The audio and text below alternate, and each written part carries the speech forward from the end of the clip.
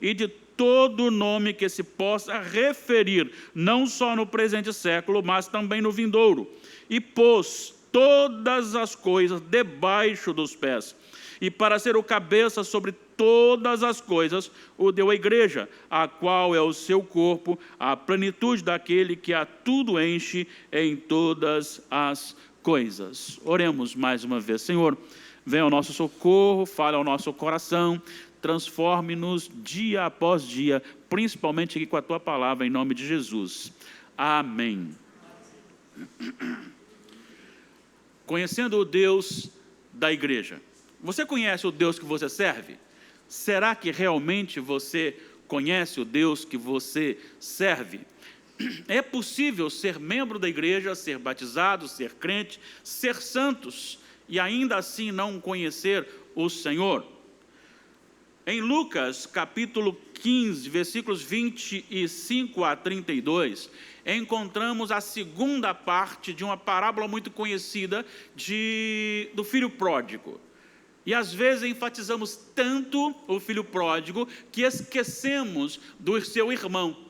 E ali relata que o seu irmão ficou triste com o retorno daquele filho pródigo e ficou triste com a recepção do pai, e ao dar ao filho tudo aquilo que ele recebeu.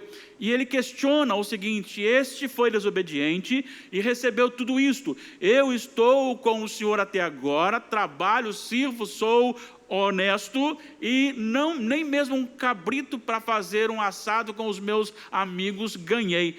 E a resposta do pai é: olha, ele estava perdido, mas você não, você estava comigo, você faz parte do povo, tudo que é meu é seu. Ou seja, você não pegou o cabrito, você não comeu o cabrito com seus amigos porque você não quis, porque você não estava conhecendo aquilo que foi lhe dado de direito.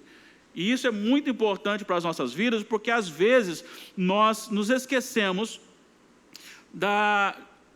dos benefícios que nós temos por estar na família da fé, e não conhecemos realmente aquilo que realmente somos na família da fé. E por isso a igreja às vezes se torna uma igreja de certa forma amedrontada, uma igreja sem ousadia, sem intrepidez, uma igreja que ao primeiro, e às vezes nem é preciso uma autoridade decretar o fechamento, ela já quer fechar suas portas diante de qualquer perigo que possa apresentar, porque falta ousadia, falta coragem na vida da igreja.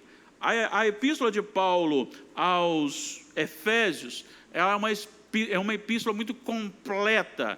Ela trata de todos os ângulos, todos os sentidos, todos os atos de um homem, de uma família, de um empregado, de um patrão. Ele trabalha a questão de vida com Deus, vida com os outros. Ele trabalha de uma forma muito plena, embora tenha apenas 6 capítulos. E ele inicia este capítulo que nós estamos usando aqui, do capítulo 1, de 1 a 14, descrevendo algo maravilhoso sobre a ação de Deus na salvação, na formação da sua igreja. Ele estabelece de maneira muito intensa e clara uma escolha soberana de Deus antes da fundação do mundo, numa predestinação para a adoção de filhos, para que se viva a vida santa e irrepreensível perante Deus numa sociedade corrompida, para exaltação da glória de Deus, tudo segundo o beneplácito do seu querer, ou seja, segundo a sua própria vontade, e no versículo 10, para fazer convergir em Cristo todas as coisas. Então ele trata o Pai no planejamento, ele trata Jesus, o Filho de Deus, como o executor da obra planejada, e ele trata do Espírito Santo como aquele que aplica e sela, ou garante-nos nesta salvação. Após isto, ele começa a dizer que está orando porque ouviu alguma coisa dos Efésios. E ele diz que ouviu que os Efésios, versículo 15,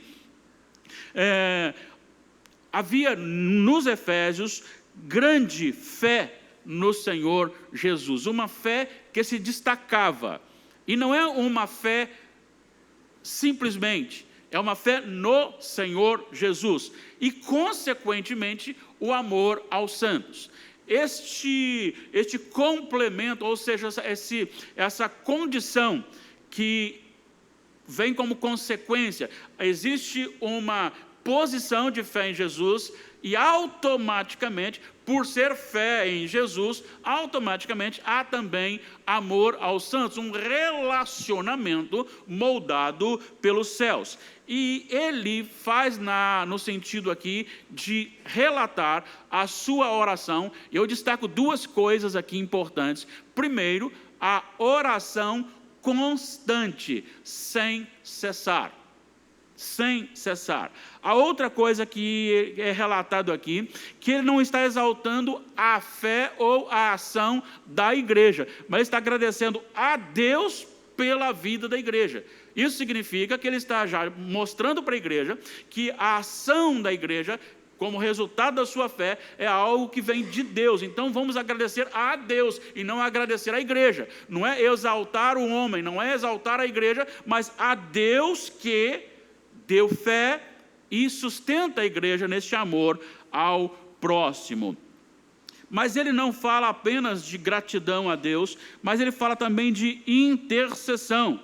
E aqui ele trabalha algumas coisas importantes sobre o que deve nortear o desejo de toda a liderança da igreja, deve nortear o desejo de cada coração da igreja, referente à vida dos seus filhos e à vida dos seus liderados. Paulo está buscando e desejando em Deus que a igreja tenha conhecimento de Deus, que a igreja saiba tudo sobre a esperança que semeia, que anda dentro da questão do chamado de Deus, dessa esperança, da herança de Deus no relacionamento dos santos, e também o poder que Deus tem e que executa no meio da igreja. E eu quero destacar então em poucas palavras, e creio eu, será um momento muito especial para a sua vida e para a minha vida também, para a nossa edificação. Então, primeiro vamos destacar aqui que o povo de Deus precisa conhecer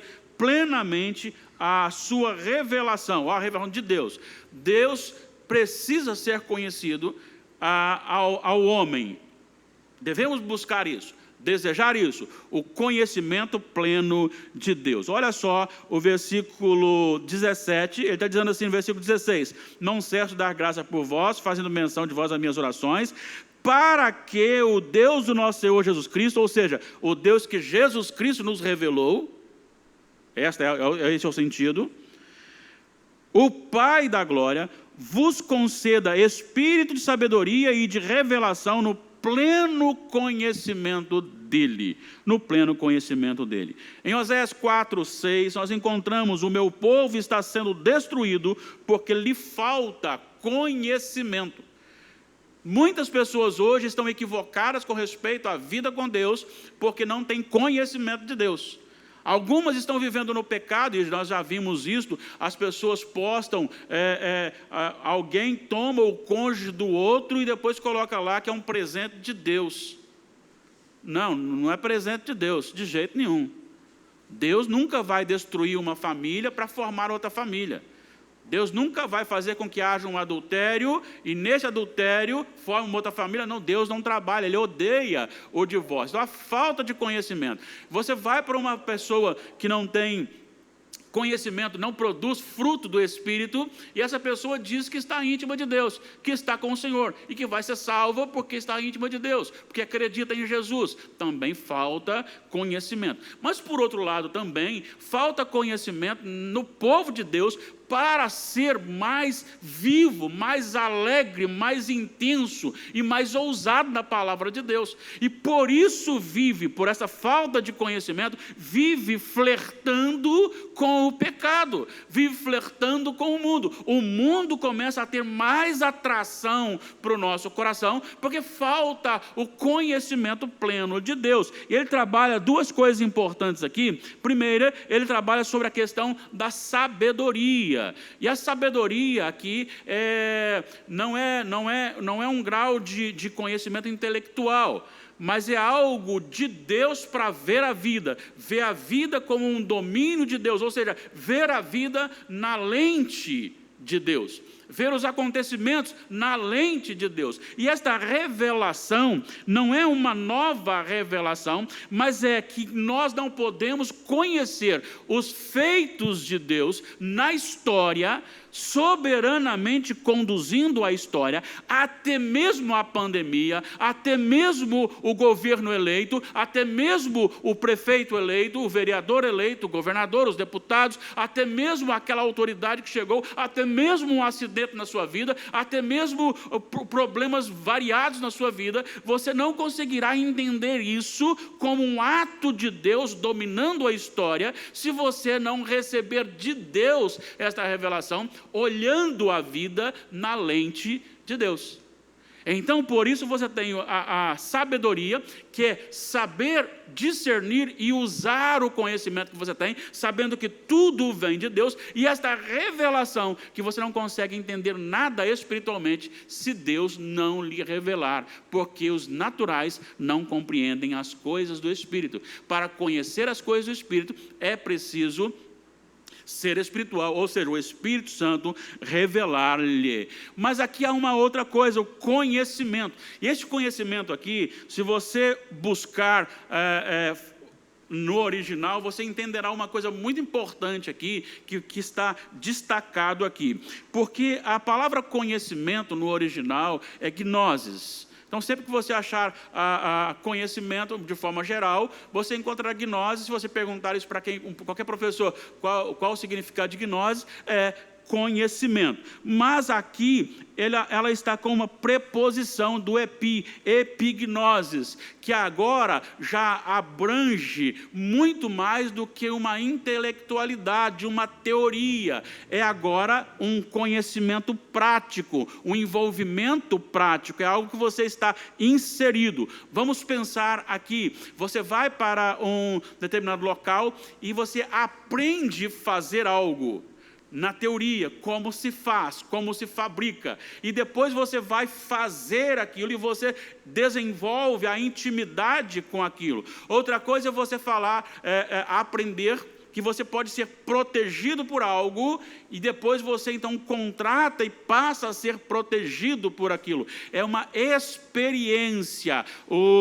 Quando você está neste contexto, desse conhecimento de Deus, aqui está relatando a respeito de conhecer a Deus no coração, na prática, na experiência. Não é assim, a Bíblia diz sobre...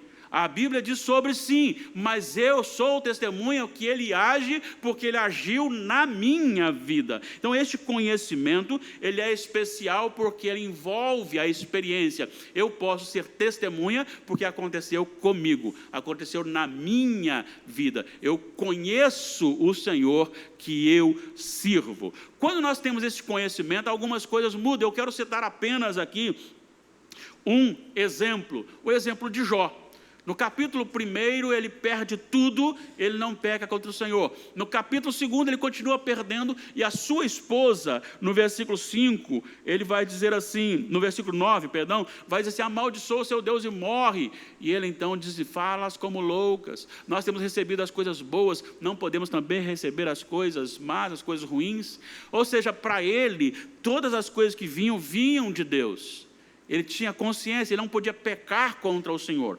E diante do seu sofrimento, quando chega no final, capítulo 42, versículos 5 e 6, ele diz assim: eu te conhecia só na teoria, mas agora os meus olhos te veem, eu lhe conheço na experiência.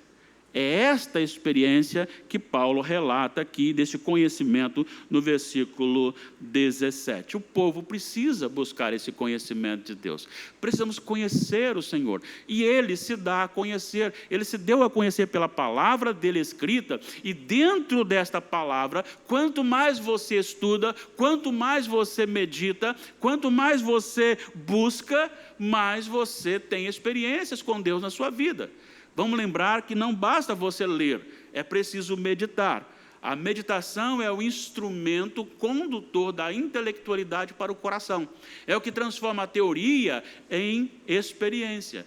em aprendizado, em transformação. Então nós precisamos disso na nossa vida, buscar no Senhor. Ó Senhor, ajuda-nos, dá-nos a bênção de conhecer o Senhor, conhecer de forma pessoal. O Salmo 63 é o Salmo de Davi, e ele é um salmo muito pessoal. Esse texto me veio aqui à mente agora, por isso eu tenho que buscá-lo aqui. Olha só como é que Davi começa o salmo: ó Deus, tu és o meu Deus forte, eu te busco ansiosamente, a minha alma tem sede de ti, o meu corpo te almeja como terra árida, exausta, sem água. É algo muito pessoal de Davi. Deus para com Davi era um Deus muito pessoal, de experiência. Por isso no 23 ele diz: o Senhor é o meu pastor, nada me faltará. Há uma ligação direta neste conhecimento de Deus experimental que nós precisamos ter na nossa vida. E eu pergunto, será que nós temos este Deus como um Deus pessoal? Temos conhecimento desse Deus? Bom, então vamos aqui mais algumas coisas que Paulo vai dizer que deseja para os Efésios, e automaticamente para nós também aqui neste momento.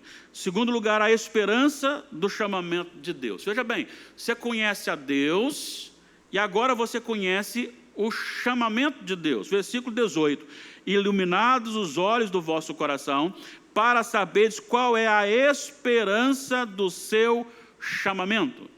Se tem uma coisa triste, é justamente quando as pessoas vivem sem esperança. E eu estava ouvindo uma pessoa há pouco tempo, ele disse que a nossa geração é uma geração que tem pouca esperança, porque ganha tudo na mão, e isso tira uma motivação e, consequentemente, uma esperança. Na verdade, conhecer Deus nos dá esperança, porque Ele nos chama na história. O chamado de Deus na história não é um chamado para, quem sabe, você pode. O chamado eficaz dos eleitos de Deus, Ele já tratou no capítulo 1, o qual nos escolheu nele antes da fundação do mundo, e nos adotou, e nos predestinou. Então Ele está tratando aqui de um chamado eficaz. E uma esperança, eu já falei isso para vocês, não é aquela esperança de possibilidade. Eu espero que amanhã eu esteja vivo, esteja aqui na parte da manhã, às 7h10, orando com esse grupo maravilhoso de oração. Mas eu não sei se estarei aqui amanhã, mas eu tenho esperança de estar aqui. Aqui não, aqui é uma esperança relacionada a uma convicção, a uma certeza, algo que acontecerá, independentemente de quem se levante ou não. Deus se levantará e virá, voltará e conduzirá o seu povo, e Ele me chamou para ser seu povo, Ele me chamou para ser seu filho, Ele me comprou e na história Ele me chamou. Vamos lembrar de Romanos capítulo 8, versículo 30, aos que predestinou, a esses também chamou. Então Ele escolhe este povo, predestina esse povo, e na história Ele faz um chamado. Ele faz um chamado, e esse chamado é um chamado irresistível para aquele que é eleito de Deus. Quinta-feira, atendendo um jovem, ele dizia para mim o seguinte: olha, pastor, é o seguinte, eu não sei porque eu sempre vivi uma vida muito desregrada, muito mundana, participava de tudo, usava todas as coisas, e de uma hora para outra comecei a sentir incômodo no coração. Visitei algumas igrejas, vim parar aqui, estou aqui agora, e Deus tem mexido com o meu coração. O que leva um rapaz de aproximadamente 25, 30 anos, solteiro, ir para uma igreja onde se abre a Bíblia e começa um homem a falar, isso não tem sentido para o mundo, isso não tem sentido para aqueles que não são de Deus.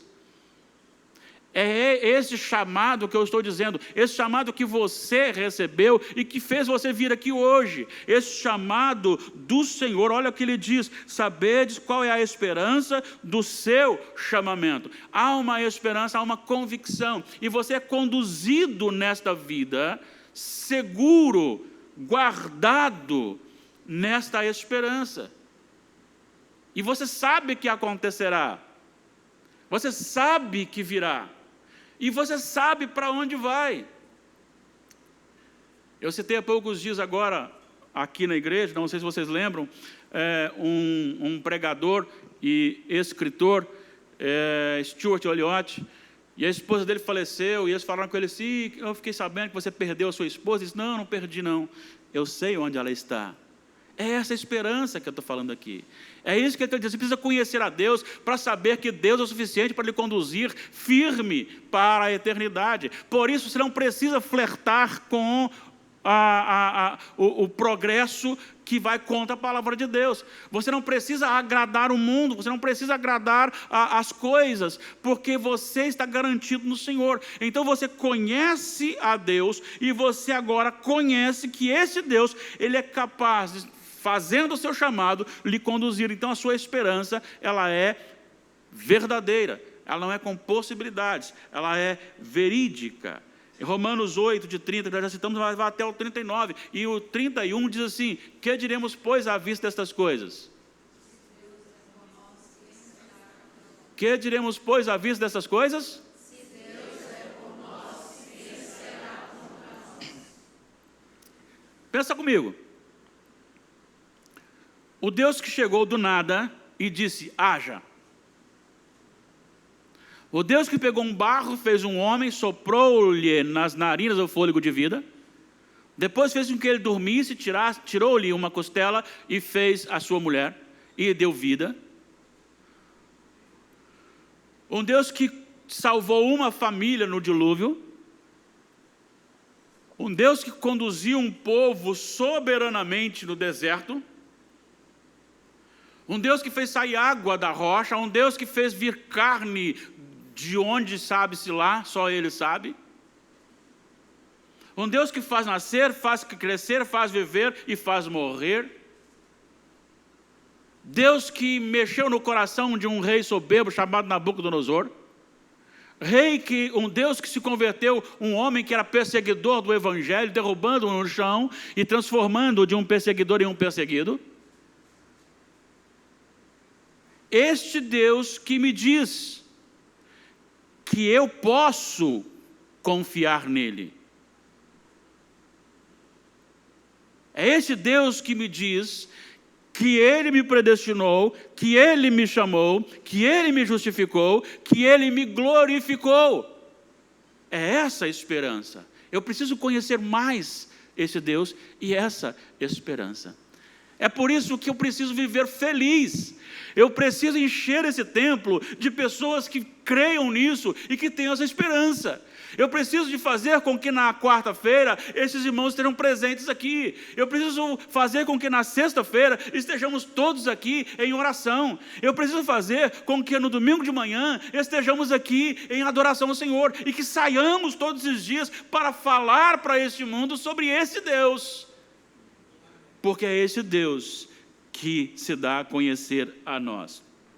Então, primeiro tem que conhecer o Senhor, depois a esperança do chamamento, em terceiro lugar, a glória da herança de Deus no convívio dos seus filhos. Olha ainda no versículo 18, ele diz assim: para saberes qual é a esperança do chamamento, qual a riqueza da glória da herança, ou da riqueza da glória da sua herança nos santos. Não é herança da igreja, não é a herança que a igreja recebeu do Senhor.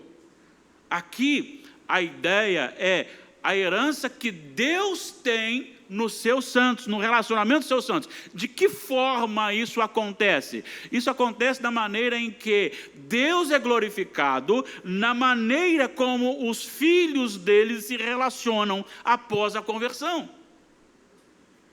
Deus é glorificado a maneira como você me perdoa quando eu lhe frustro. Deus é glorificado quando eu sou capaz de colocar a mão no bolso, pegar aquilo que eu tenho e dividir com o meu irmão que naquele momento não tem. Deus é glorificado quando eu sou capaz de servir independentemente da minha posição. Deus é glorificado quando eu abro mão de estar nos prazeres carnais para sentir alegria no meio de vocês. Deus é glorificado nesta forma de transformação. Aí então, você é a herança de Deus. A herança de Deus está no efeito do Evangelho na sua vida, na minha vida. E Deus é glorificado nisso. No primeiro capítulo aqui, você encontra a seguinte expressão, depois que ele disse assim, nos versículos 4 e 5, ele vai falando, vou ler, assim como nos escolheu nele, em Jesus, antes da fundação do mundo, para sermos santos e irrepreensíveis perante ele, em amor nos predestinou para ele, para a adoção de filhos, por meio de Jesus Cristo, segundo o beneplácito de sua vontade, olha o 6, para louvor da glória de sua graça. Como pode um pecador como eu estar submisso ao Senhor? É só a graça de Deus, e isso glorifica a Deus. Então a maneira que os santos se relacionam, amam estar presentes, principalmente em torno da palavra, ao redor da palavra, a maneira como os santos se relacionam, esta intimidade entre os santos, isto é a glória de Deus, isto é a herança de Deus. Isto é aquilo que Ele efetuou na nossa vida. Então eu preciso entender, não só conhecendo plenamente a Deus, mas eu preciso conhecer, ter essa esperança do chamamento, do meu chamamento, o chamamento dEle para comigo, que Ele efetuou em mim, e agora esta herança que eu recebo do Senhor, ou que o Senhor recebe no meu convívio, na minha maneira de ser, Ele é glorificado. E aí eu, servo do Senhor, beneficiado pela graça de Deus, beneficiado pelas misericórdias de Deus, nada mais tenho a dizer do que eu amo vocês, porque Ele me amou primeiro. Não é assim, eu amo vocês porque eu decidi amar vocês. Eu amo vocês porque Ele me amou primeiro. Então a glória é dEle. O que acontece no meio da igreja glorifica ao Senhor, porque sem a mão dEle na nossa vida, seria uma bagunça, seria traição, seria aproveitamento e não um relacionamento de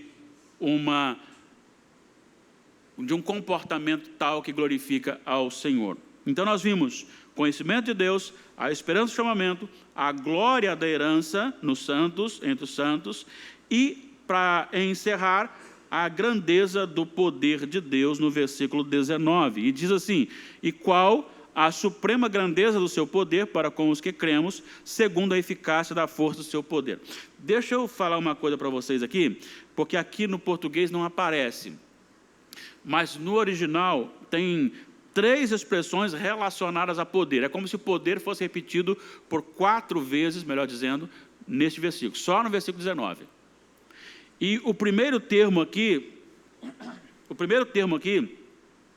é o termo dinamis, da onde vem a dinamite, que é o poder transformador, aquele que chega e que quebra. Ele é irresistível. Pode ser um coração de pedra, mas o poder de Deus pode entrar e pode quebrar o coração. Então esse é o primeiro que ele cita aqui. O segundo é o energeia, que é como se fosse a energia, o poder sustentador, movimentador, que mantém você na fé e nesse relacionamento. É de Deus, tanto o dinamis quanto o energeia, ou a energia.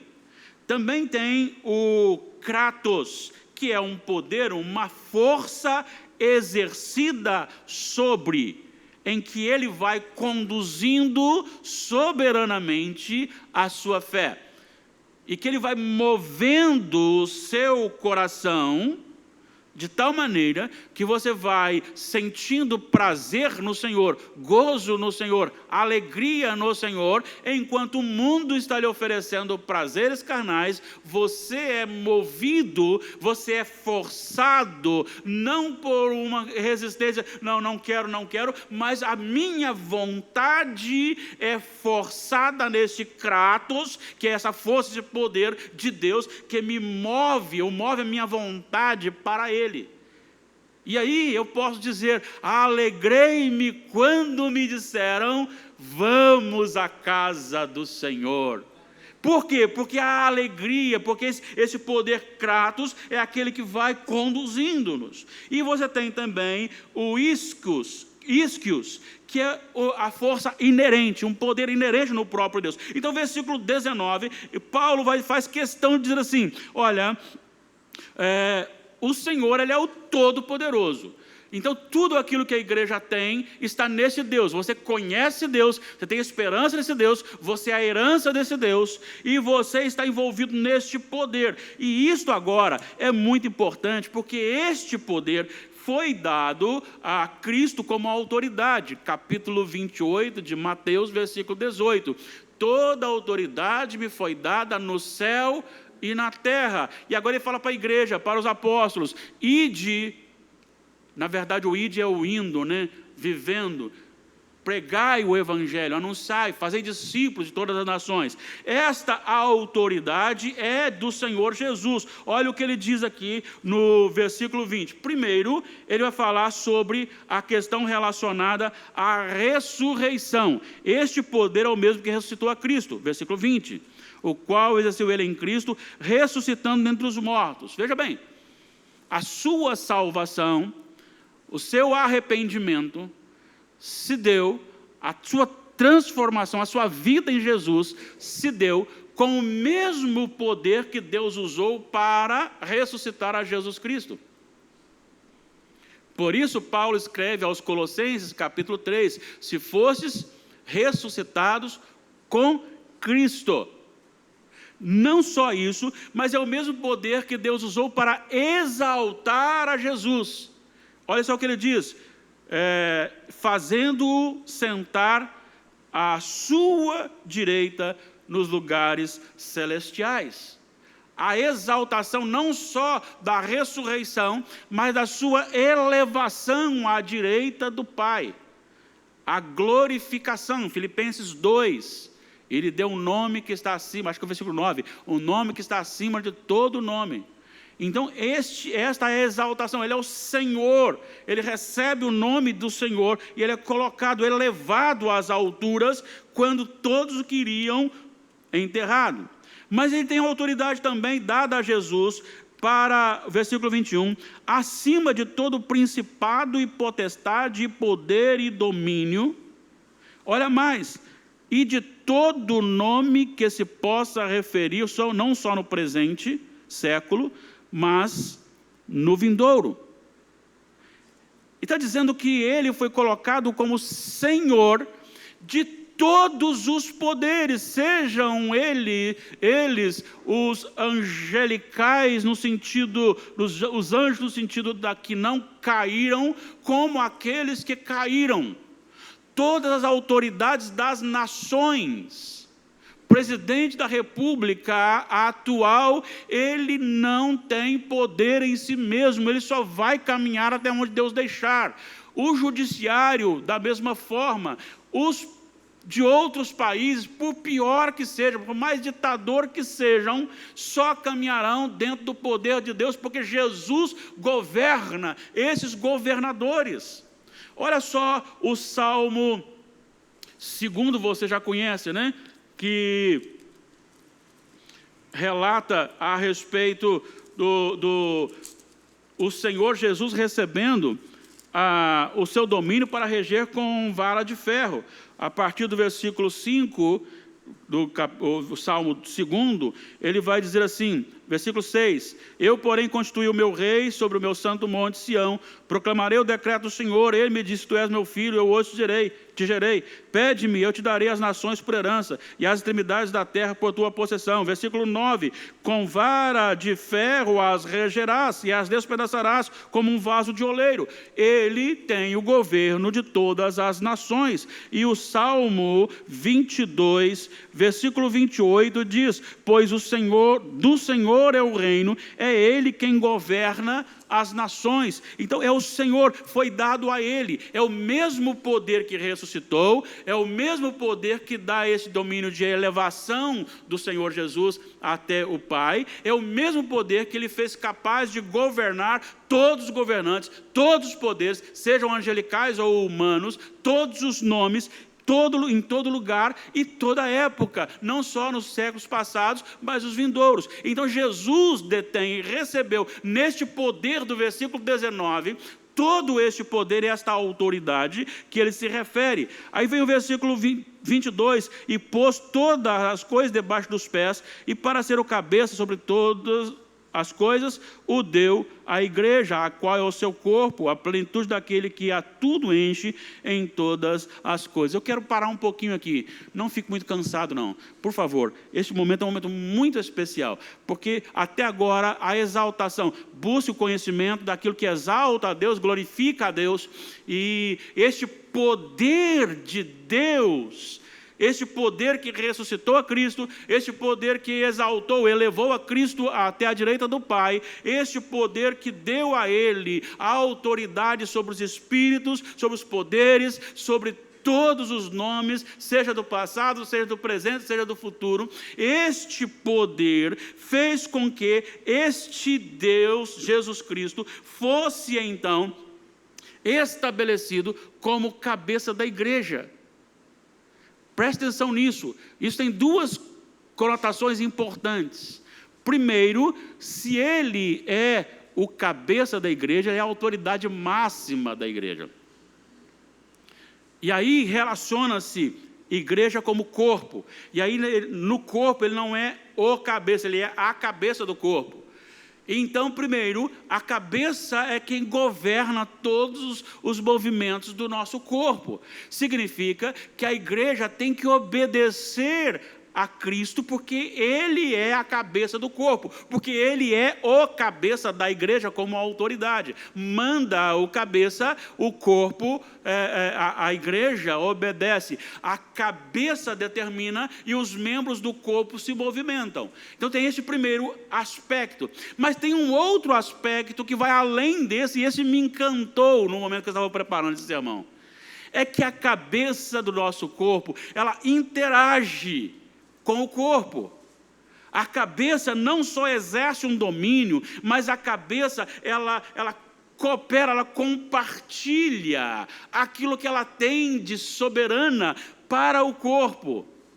E assim também é o que nós vemos aqui. Todo esse poder dado a Jesus, ele também, Jesus, ele compartilha muitas bênçãos espirituais à igreja. E às vezes nós perdemos isto e vivemos meio que frustrados. É por isso que nós amamos muitas coisas daqui da terra.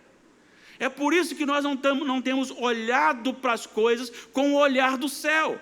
É por isso que nós temos observado as coisas daqui, querido viver aqui, porque nós não pegamos esta bênção de Deus. Olha só o que ele diz no versículo 3, do primeiro capítulo de Efésios. Bendito o Deus e Pai do nosso Senhor Jesus Cristo, que nos tem abençoado com toda a sorte de bênção espiritual nas regiões celestiais em Cristo. Vamos lembrar que Romanos capítulo 8, versículo 16 e 17, vai dizer que nós somos herdeiros com Deus e co-herdeiros com Cristo. Então nós participamos do sofrimento com Cristo e participamos da glória com Cristo. Sendo assim, a igreja, ela não pode ser derrotada e ela precisa ser mais ousada, não ousada em si mesma, Não em dizer assim, nós somos melhores, nós somos mais missionários, nós somos mais isso, nós somos mais... Não, não é isso não, isso é do mundo, isso é de Satanás. Mas será usado no Senhor Jesus, no nome de Jesus. Olha, tem muitos crentes que temem mais o diabo do que a Deus. Se tiver um endemoniado lá, ele corre porque tem medo. E esquece que Deus é o Senhor que tem autoridade sobre a vida dele. Nós precisamos ser mais ousados na evangelização. Hoje de manhã, pregando lá na congregação, eu falei sobre a visão de Ezequiel, do Vale dos Ossos Secos. Diz o profeta que estavam sequíssimos. E Deus faz uma pergunta para ele, e pergunta, você pode sobreviver, pode reviver? E ele responde, tu sabes, Senhor. E o Senhor diz, profetiza, e ele prega, e aqueles ossos começam a se mover, e há carne, há músculo, há tendões, e há vida. E ele diz assim, este povo, este vale, é o povo de Israel. Agora, muitas vezes a igreja também está como que entristecida, não sente prazer na palavra, não sente prazer na oração, não sente prazer em adorar o Senhor, em louvar ao Senhor, não sente prazer em compartilhar essa grandeza do Senhor. E nós precisamos ser ousados sim, chegar perto do nosso vizinho e dizer para ele que nós temos a solução para o problema dele, é Jesus Cristo. Esse Jesus Cristo que tem poder, é este mesmo poder que ressuscitou, este mesmo poder que elevou, este mesmo poder que deu autoridade sobre os espíritos, os poderes, o mesmo Espírito, o mesmo poder que o exaltou sobre todos os nomes, tanto no passado, como no presente, como no futuro. Este mesmo poder atua através da igreja. Vamos lembrar, ele disse, vou relembrar, porque já sabe disso, olha só, toda a autoridade me foi dada no céu e na terra, agora vão na minha autoridade. É isso que ele está dizendo. Mateus 28. Façam discípulos da minha autoridade. Porque no versículo 22 ele vai dizer assim, e estarei convosco todos os dias até a consumação do século. Então nós vamos ser dirigidos na obra missionária, seja dentro da nossa casa, seja com o nosso vizinho, seja com quem for, eu falei 22, versículo 20, seja com quem for, na autoridade de Jesus, e só vão colocar a mão em você, e só vão repreender você, e só vão prender você, e só vão matar você, se houver um propósito divino nisso. De outra forma, não tocarão em você, porque você está na autoridade de Jesus. Me encanta Atos capítulo 6. Atos capítulo 6 diz que eles não podiam resistir ao espírito de sabedoria que habitava aqui, operava em Estevão. Estevão estava no meio daquele povo. Em Lucas capítulo 11, versículos 11 e 12, o Senhor Jesus diz assim, não fiquem preocupados quando vos levardes às autoridades, o Espírito Santo vos ensinará tudo o que vocês devem fazer, dizer. E por que nós somos tão medrosos? Porque nós não somos jovens corajosos, adolescentes corajosos, crianças corajosas, adultos corajosos, anciãos corajosos, de chegar e dizer assim para o mundo. Nunca se precisou mais do que hoje de gritar, Jesus é o único que pode salvar. Vivemos o relativismo. Vivemos a grandeza das religiões, quando você tem que dizer, não, tudo bem, a sua também é boa, não, tudo bem, a sua também é boa, não, tudo bem, a sua também é boa, não, só Jesus Cristo salva. Você pode distribuir todo o seu dinheiro com os outros, você pode servir a todo mundo com a sua força, você pode até mesmo se sacrificar por alguém, mas se você não aceitar Jesus, você vai ser uma pessoa amada na terra, mas morrerá e irá para o inferno. Só Jesus Cristo salva. Nós precisamos ser ousados para pregar na autoridade deste poder de Deus. É por isso que ele diz, recebereis poder ao descer sobre vós o Espírito Santo. Ele não diz assim, vocês serão fortes, se vocês começarem a frequentar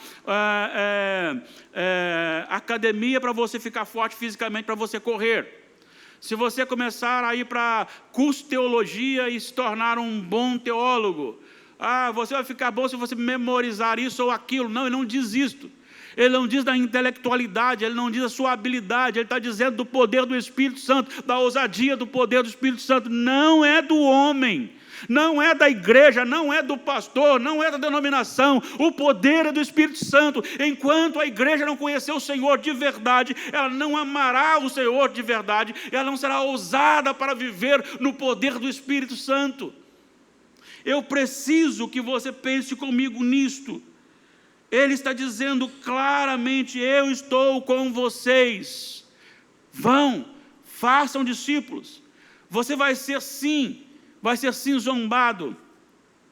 Esse rapaz que eu conversava com ele, ele nem foi discipulado ainda. E ele diz assim: por incrível que pareça, os meus amigos estão todos zombando de mim, porque me chamaram para a gente organizar uma festa de bebida, eu disse que não quero mais. Estão zombando de mim. Não importa se estão zombando, seja ousado no Senhor, seja ousado. Então, igreja, conheça o Senhor, conheça esse Senhor que quer muito mais do que conhecê-lo aqui pela Bíblia, simplesmente. Eu conheço tudo da Bíblia, eu conheço tudo de Deus, sobre Deus. Mas esse conhecimento sobre Deus não terá nenhum valor se ele não adentrar o coração. E aí você vai conhecer não sobre Deus, mas vai conhecer a Deus. O Deus de Abraão, o Deus de Isaac, o Deus de Jacó. Eu conheço o Senhor. Conta-se uma ilustração em que um seminarista, um artista e uma senhora de idade quase analfabeta foram recitar o Salmo 23. E o seminarista citou com cunhos teológicos. O artista na poesia. E quando ele terminou a poesia, a multidão se colocou em pé e aplaudia. Quando aquela senhorinha quase analfabeta foi citar o Salmo 23, todos começaram a chorar. E aí perguntaram para ela, por quê? Qual a diferença? Aí ela disse: muitos conhecem o Salmo do Senhor, é o meu pastor. Eu conheço o Senhor do Salmo. A diferença está aí. A diferença está aí. A igreja recebeu Cristo como cabeça e você é corpo. Você é corpo. Ele não só manda em você e em mim, como Ele manda, porque Ele é Senhor, e não tem como questioná-lo, porque a vontade dEle é perfeita, é boa, agradável, não tem outro, é seguir. Mas Ele não só nos ordena, mas Ele compartilha conosco as bênçãos espirituais, o gozo da presença de Deus. O Espírito habita em nosso coração e Ele nos faz íntimo a ponto de chamar Deus de Pai e de ter intimidade com o Senhor. Talvez a igreja presbiteriana de Nova Brasília está precisando um pouco dessa ousadia. Mas para ter essa ousadia, primeiro ela tem que conhecer este poder que ressuscitou a Cristo, este poder que exaltou a Cristo, este poder que o fez superior a todos os poderes angelicais ou qualquer tipo de poder, e a autoridade dele sobre todo nome em todo tempo. A igreja precisa também conhecer que Deus é glorificado na maneira que nós temos o gozo da comunhão entre os irmãos dos santos. Deus é glorificado quando eu não tenho medo do que está por vir, porque eu tenho a esperança. E se Deus me recolher ainda jovem, não tem problema, Ele está me levando para a presença dEle. E se me deixar aqui, Ele cuidará de mim. Ele cuidará de mim. Você acha que Deus vai deixar você sofrer sozinho por causa do nome dEle? Quantas pessoas foram vistas na fornalha de fogo? Foram lançadas 3, mas viram 4, porque lá estava a presença do Senhor, e é assim conosco também. Conheça o Senhor, não de leitura bíblica, Não conheça só um Deus que agiu no passado, também conheça isso. Um Deus que fez isso no deserto, um Deus que fez isso, aquilo outro, mas conheça também, além disso, um Deus que opera no seu coração de maneira pessoal, íntima. Que você possa dizer como Davi: o Senhor é o meu pastor. Senhor, eu te desejo, eu te anseio, algo pessoal. Só assim a igreja será usada para proclamar o Evangelho e viver uma vida feliz em meio a um mundo em caos. Deus nos abençoe, Deus nos revitalize, Deus nos coloque mais íntimos dEle. Coloquemos-nos em pé.